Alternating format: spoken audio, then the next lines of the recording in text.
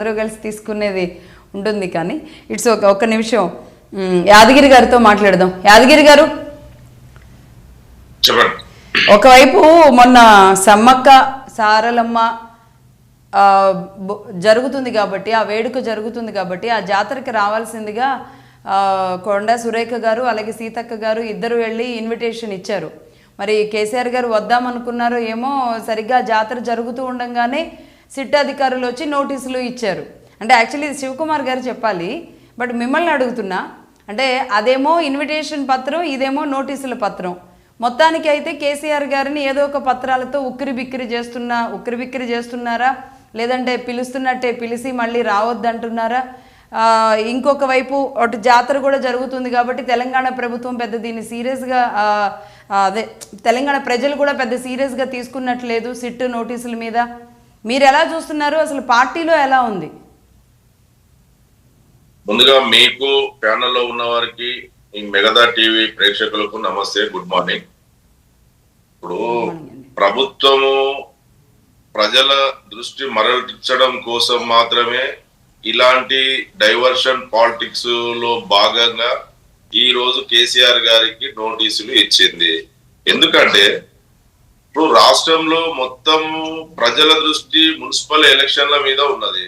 ఈ సమయంలో ప్రజలు కూడా కాంగ్రెస్ పార్టీకి వ్యతిరేకంగా ఉన్నారు. ఈ రోజు కాంగ్రెస్ పార్టీని నమ్మే పరిస్థితిలో ప్రజలు లేరు.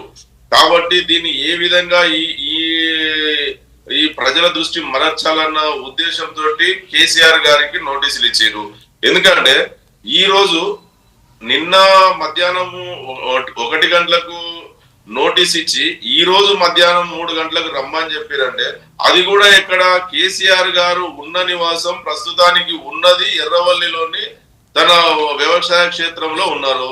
అది అందరికి తెలిసిన విషయమే. కావాలని నందినగర్ నివాసం, గతంలో ఉండే నందినగర్ నివాసంలో ఆ లేని జాగలకు పోయి నోటీసులు ఇచ్చి మేము రమ్మన్నామని చెప్పి, మళ్ళీ దానికి మీరు ఎక్కడ రమ్మంటే మేము అక్కడ వస్తామని చెప్పి, ఒకవేళ ఈ రోజు ఇదే చర్చ, ఎందుకంటే ఈ రోజు చివరిగా మున్సిపల్ ఎలక్షన్ నామినేషన్ అయిపోతున్నది కాబట్టి ఈ రోజు ఒకవేళ విచారణ అనేది జరిగితే ప్రజల దృష్టి మొత్తం ఇప్పుడు టిఆర్ఎస్ శ్రేణులు కూడా మొత్తం కేసీఆర్ చుట్టూ, కేసీఆర్ కోసమే హైదరాబాద్ కు వస్తారు కాబట్టి దీన్ని డైవర్షన్ చేయడం కోసం, ఈ చర్చ మొత్తం దీని మీద పోవడం కోసం కాంగ్రెస్ పార్టీ ఇదొక ఎత్తుగడలో భాగంగానే ఈ రోజు కేసీఆర్ గారికి నోటీసులు ఇచ్చారు.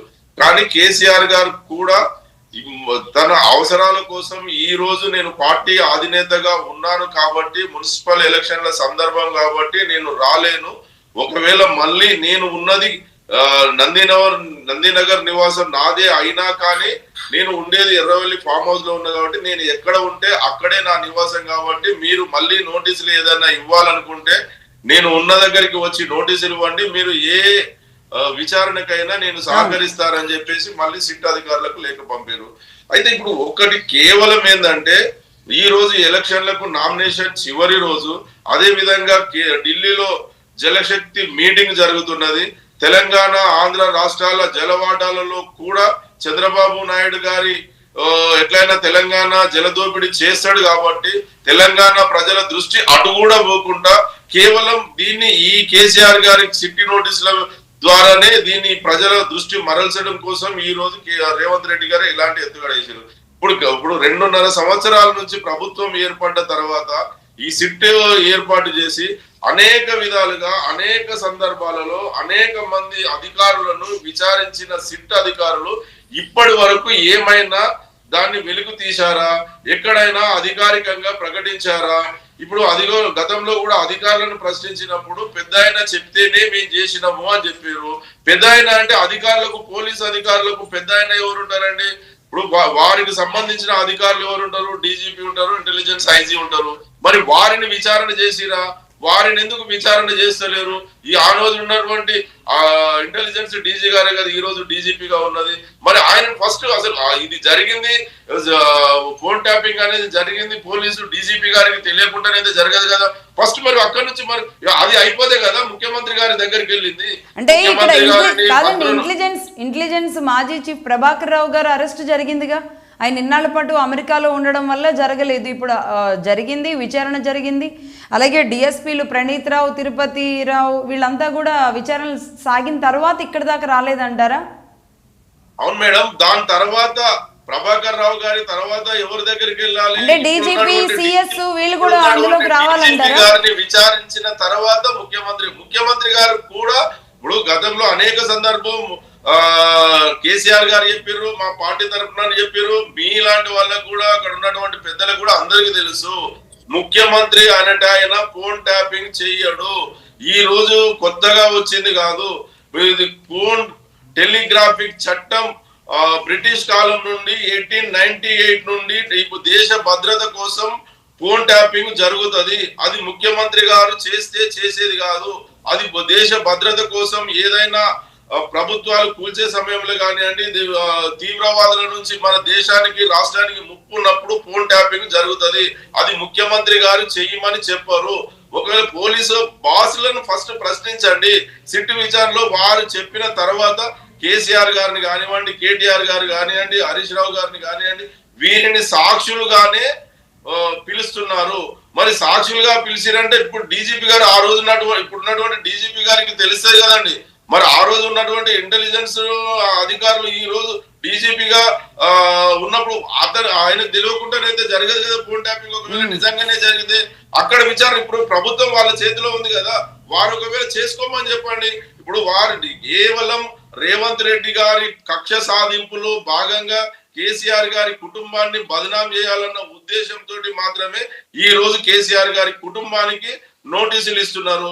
ఒకవేళ నిజంగా కేసీఆర్ గారు తప్పు చేసిండ్రు, ఆయన మీద ఇప్పుడు ఆయనకున్నది ఒకటి, తన బిడ్డ పెళ్లి సందర్భంలో నోట్ల కట్టలతోటి దొరికి జైలుకు పోయిండు కాబట్టి అది కేసీఆర్ గారే పంపించిండు.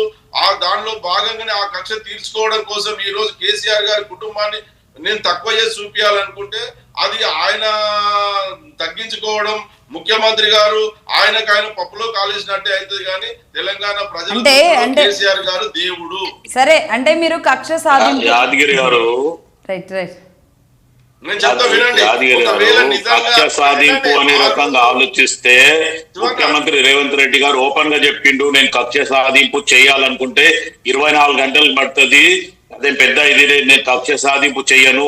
ఒకవేళ కక్ష సాధింపు చేస్తే గతంలో ఆపోజిషన్ పార్టీగా ఉన్నప్పుడు మాట్లాడింది కూడా చెర్లపల్లి జైల్లో మీకు డబుల్ బెడ్రూమ్ కట్టిస్తాను కూడా చెప్పడం జరిగింది. కానీ మీరు జనరల్ గా మాట్లాడేది ఏంటంటే ఇంతకుముందు కేటీఆర్ మాట్లాడినట్టే ఇప్పుడు మల్లెపగ యాదగిరి మాట్లాడుతుంటూ ఏమని ఈ కాంగ్రెస్ ఏం చెప్పిండు, నేనే ఇమ్మన్న డబ్బులనేమో ప్రెస్ మీడియా ముందు చెప్తాడు. ఏదైతే ఎక్కడైతే నోటీస్ మీ కేటీఆర్ ప్రెస్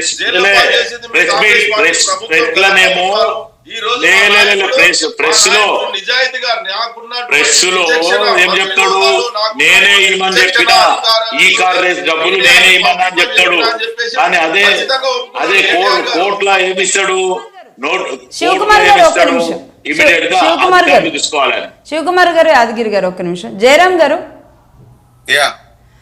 గారు సరిగ్గా అంటే తెలంగాణలో ఒక ఉద్యమ నాయకుడిగా, ఆ తర్వాత తెలంగాణ గాంధీగా, తెలంగాణ పితామహుడిగా, ఏదేమైనా కేసీఆర్ గారికి ఖచ్చితంగా ఆ ముద్ర ఉంటుంది ఉద్యమ పార్టీ పెట్టి బయటకు రావడం వల్ల. బట్ అది కాస్త